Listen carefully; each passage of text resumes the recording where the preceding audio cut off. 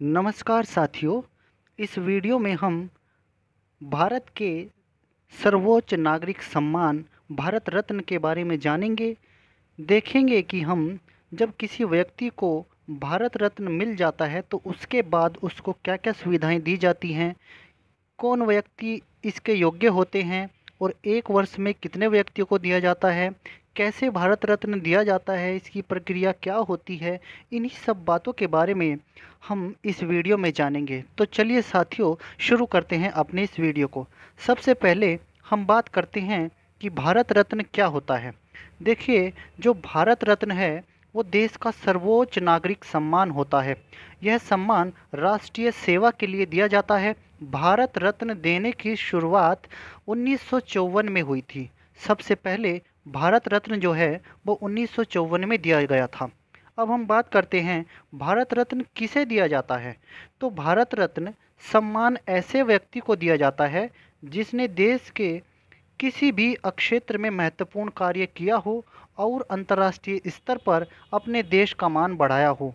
कला, साहित्य, विज्ञान, राजनीतिज्ञ, विचारक, वैज्ञानिक, उद्योगपति, खेल, लेखक और समाज सेवा के क्षेत्र में असाधारण सेवा के लिए उच्चतम स्तर की लोक सेवा को मान्यता देने के लिए भारत रत्न सम्मान दिया जाता है। अब बात करते हैं हम कि भारत रत्न जो है सबसे पहले किस व्यक्ति को दिया गया था। तो अगर हम बात करें कि हमारे देश में सबसे पहले भारत रत्न 1954 में सी राजगोपालाचारी, सर्वपल्ली राधाकृष्णन और सीवी रमन को दिया गया था। उस समय भारत रत्न सिर्फ जीवित व्यक्ति को ही दिया जाता था, लेकिन साल 1955 में यह सम्मान मरणोपरांत भी दिया जाने लगा। इसके बाद हम बात करते हैं भारत रत्न में कितनी राशि दी जाती है। तो अगर हम आपको बताएं तो भारत रत्न प्राप्त करने वाले व्यक्ति को किसी तरह की कोई धनराशि नहीं दी जाती है। यही बात आपको याद रखनी है कि भारत रत्न में कोई धनराशि नहीं दी जाती है। हालांकि उन्हें कई तरह की सुविधाओं का लाभ ज़रूर मिलता है। अब हम बात करते हैं भारत रत्न जब किसी व्यक्ति को मिल जाता है तो उसको क्या क्या सुविधाएं मिलती हैं। सबसे पहले भारत रत्न से सम्मानित व्यक्ति को भारत सरकार की ओर से एक प्रमाण पत्र और एक पदक मिलता है।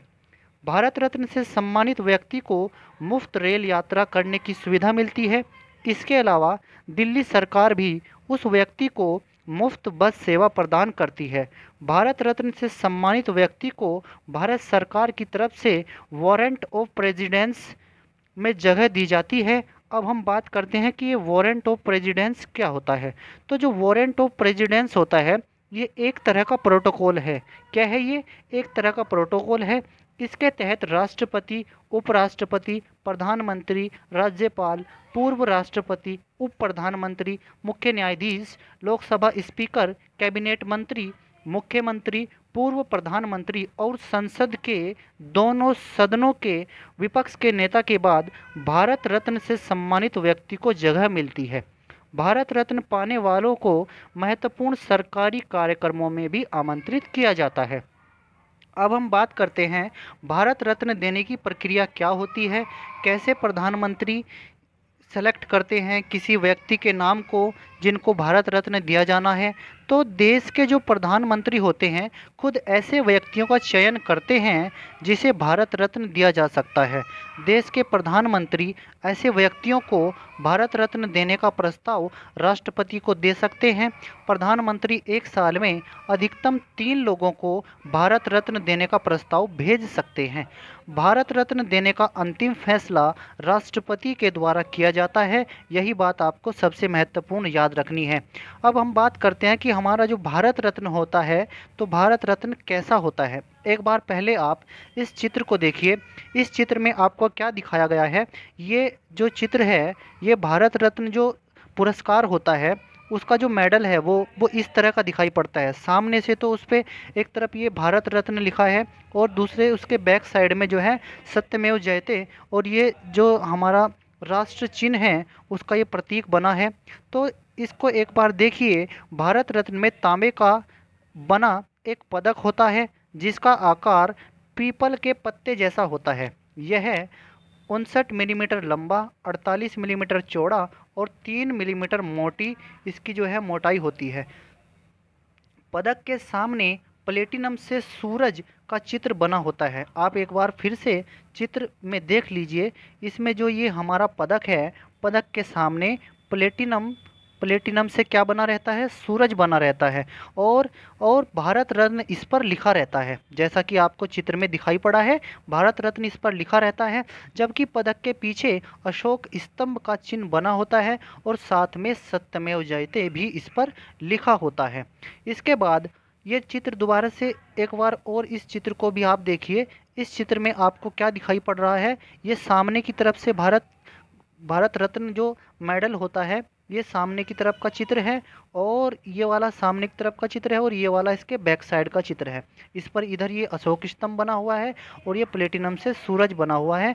और ध्यान से देखिए आप, इस पर जो सामने की ओर से होता है, इस पर सामने की तरफ ये भारत रत्न लिखा हुआ है और जो बैक साइड में सत्यमेव जयते इस पर लिखा रहता है।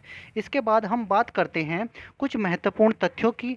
जैसे एक ऐसे भारतीय भी हुए हैं, उनको भारत रत्न मिला था लेकिन उनको भारत से बाहर पेरिस में दफनाया गया था। ये कौन थे?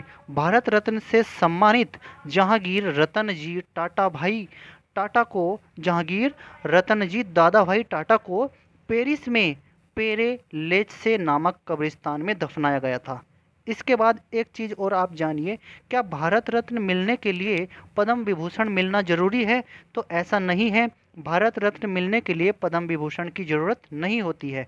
इसके बाद एक और आप महत्वपूर्ण बात जानिए, अपने कार्यकाल में भारत रत्न पाने वाले प्रधानमंत्री कौन हैं? तो ये कौन है? पंडित जवाहरलाल नेहरू जी हैं और इनको 1955 में भारत रत्न दिया गया था।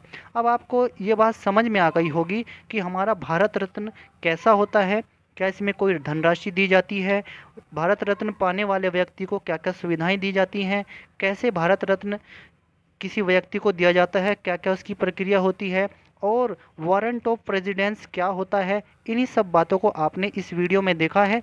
अगर आपको ये वीडियो अच्छा लगा है, इसमें आपको कोई नई जानकारी प्राप्त हुई है, तो कृपया करके वीडियो को लाइक कीजिए, शेयर कीजिए और हमारे चैनल को सब्सक्राइब कीजिए। धन्यवाद साथियों।